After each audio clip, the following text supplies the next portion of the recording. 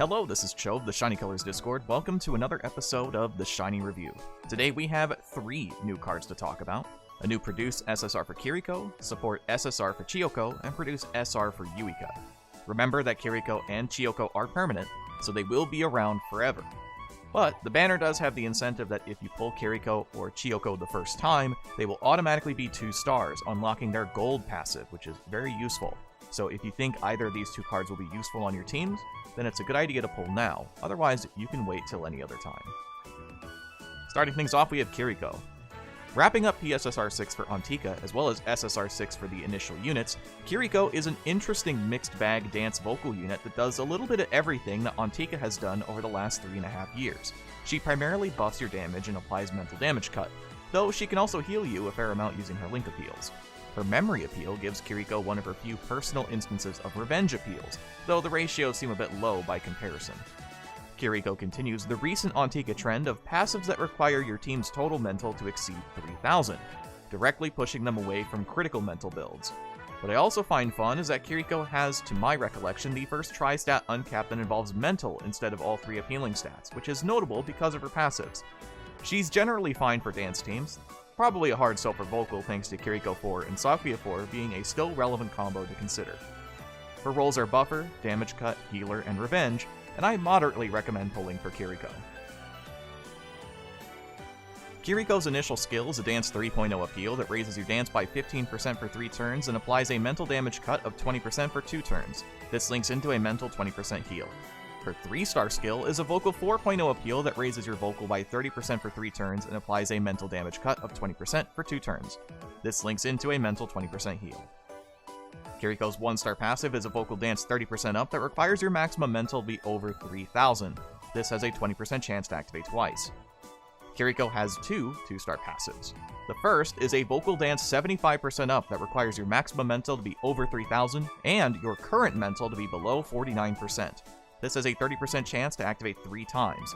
Her second passive is a Dance 40% up that requires your turn count to be 3 or later. This has a 20% chance to activate twice. She also has a Dance plus 50 uncap. Her 3-star uncap is a Vocal Dance Mental plus 100, and her 4-star uncap is a Vocal plus 150. Her memory appeal, once maxed out, is a Vocal Dance 1.0 appeal that links into a Vocal Dance Maximum 2.5 appeal that scales based on how low your mental is. For the support recommendations, nothing has really changed with Dance Antika supports in a while, so there's plenty of options to work with. Potato Mamimi actually has a rerun alongside this banner, so picking her up is a pretty good deal. If not, Wanderlust Mamimi still does the job. Now as for the alternatives, while I feel this Kiriko is better served on Dance, her vocal option isn't half bad. This comes at the cost of Vocal Antika really only having Kogane as their in-house support, or Fish Mamimi as a backup. Otherwise, pick some strong supports like Morning Glory Jury, who seems to fit in on vocal teams pretty well, and I think even the new Chiyoko is a good option, so do what you can. For the team recommendations, this is where I'm a little bit shaky, because I'm not entirely sure if Kiriko has a lot of great teams to use, but we'll expand on the team introduced with Kogane 6.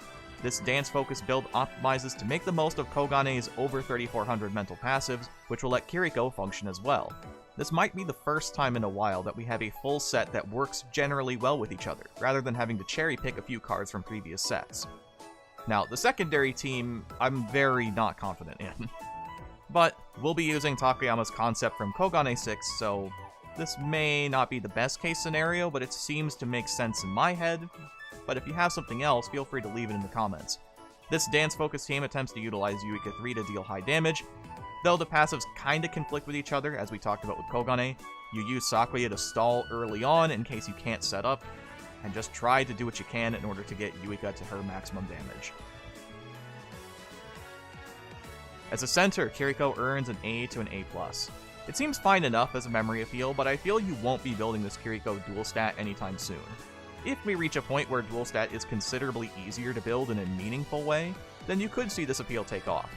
It's not the worst appeal in the world if you just need one, but Antika have much better specialized centers for these types of situations. As a unit, B+ to A. The biggest thing that stands out to me is how overall conflicting many of the mechanics Kiriko have within her own kit. She wants to be below half health, but she provides healing. She also grants damage cut that will make reaching that ideal health threshold harder if you draw her appeals too early. She feels like a card you want to draw for turn 4, just so you can link appeal on turn 5 and hope it's enough with whoever your center ends up being. All in all, she feels way more geared towards Fest Tours, funny enough, where I think she'll actually help a lot because of damage cut and healing. So, we'll have to see once Fest Tours returns. Next up we have Chiyoko. As if Gyudon Rinzai wasn't enough to appease Vocal Hokuda for 1 month, Safari Chiyoko arrives to solve the troubles of Chiyoko not having a great gacha support for Vocal. Frankly speaking, Chiyoko is overloaded on Mastery, sporting a hefty amount of Vocal and SP generation, and packing in stamina reduction for both her unit and the Vocal room. Her main weakness is that her 4-star appeal is randomized, and her passives are only a tiny bit weak. Otherwise, she's crazy. She's probably one of the best permanent vocals we've gotten in a while, and definitely is up there in the echelon of really strong permanent supports. Her support skills are Idol's Bond, Promise Recovery, and Rest Boost, and she has 4 unique support skills. Vocal Mastery Vocal reaching +8 at level 75, Vocal Mastery SP reaching +6 at level 75, Vocal Mastery Stamina reaching +3 at level 70, and Unit Mastery Stamina reaching +2 at level 80.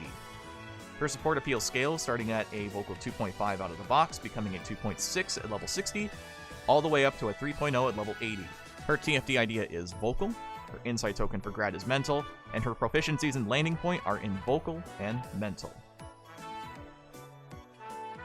Chiyoko's 1-star passive is a Vocal 30% up that requires you to be in the Vocal position. This has a 20% chance to activate once. Her 2-star passive is a Vocal 65% up that requires 1 or more active attention buffs. This has a 20% chance to activate twice. Her 3-star uncap is a +100 to Vocal, and her 4-star appeal is a Vocal 3.5 appeal that raises your attention by 20% for 3 turns, and applies the duet mechanic for a Hokura icon that's applicable. So that means if you use this appeal, you will randomly get any icon of Kaho, Rinzai, Natsuha, or Juri, as long as those characters are on your team. Her event passive is a Vocal 30% up that requires the turn count to be 2 or later, and it has a 20% chance to activate twice. Chiyoko earns an S+. Chiyoko is a phenomenal vocal support for almost any team, but especially good in Hokura. If I were to say Chiyoko has faults, her passives are only slightly on the weak side, and they've now displayed permanent support weaknesses with Duet that will be, they aren't guaranteed icons for the character in question. By comparison, Gyudon Rinzai's appeal always guaranteed that you would draw Rinzai as the next token, rather than just a random Hokura member. If the token had just been only Chiyoko, things would probably be a little bit different, and I'd maybe put her at SS-, and with slightly stronger passives, very easy SS, right? With that in mind, her passives are a fair bit easier to activate in general, making it a reasonable trade-off. Safari Chiyoko is top-notch, and I'm sure you'll find her in more vocal teams as time passes. I moderately to highly recommend pulling this Chiyoko. Lastly, we have Yuika. Our event PSR for this go-around is Yuika, who has some real fun with the initial art through scale and perspective. She's probably one of the most simplistic cards Antika has gotten in the last year, being a very basic revenge unit with solid damage overall, and kind of a weird and not super great memory appeal nowadays. But it would have fit in nicely with the 2018 iterations of Antika back when stacking 150% link appeals was their meta. The biggest advantage of event Yuika is the fact that her appeal is simple, meaning that setting up the card isn't complicated. Just get your health low, and attack with a potential visual 6.5 in your best case scenario. She's nowhere near as good of a closer as a unit like Not Equal Yuika, but that's a completely unfair comparison to make. If you just want a simple attacking unit for your revenge team and lack a Yuika P-SSR, then she works in a pinch. Her roles are revenge and buffer, and you might as well farm for her while she's here. I think she's still pretty good overall, at least. Yuika's initial skill is a dance maximum 3.5 appeal that's scaled based on how low your mental is. This links into a dance 1.5 appeal. The maximum version of this is a visual maximum 5.0 appeal, scaling based on how low your mental is. That links into a visual 1.5 appeal. Her 1-star passive is a dance 12% up that requires your mental to be 75% or higher, and it has a 40% chance to activate once. Her 2-star passive is a visual 24% up that requires the turn count to be 3 or earlier. This also has a 40% chance to activate once. Her 3-star uncap is a +50 to visual, and her memory appeal when maxed out is a dance visual maximum 1.5 appeal that scales based on how low your mental is, and links into a visual 150% buff for 5 turns. For the support recommendations, a fairly significant upgrade for the visual side of things is limited Kogane, but you may opt to continue using Dance fueled by Mamimi and Kiriko, since they are pretty much the strongest things you're going to get for Dance. Amana acts as a backup visual token to generate SP on your visual builds, while Book Sakuya assists the Dance build. Now, as for alternatives, Mamimi gets to have 3 separate options for Dance or visual depending on what you feel you need. Wanderlust, since it's a permanent SSR with similar damage to Potato, then both visual Mamimis that have their purposes for different types of teams. Outside of this, just picking your best Dance or visual supports greatly depends on what playstyle you prefer. Just remember that Alstroemeria supports, while they do have good options, don't necessarily play nice with what Yuika wants to do. Overall, as a center, Yuika earns a C-.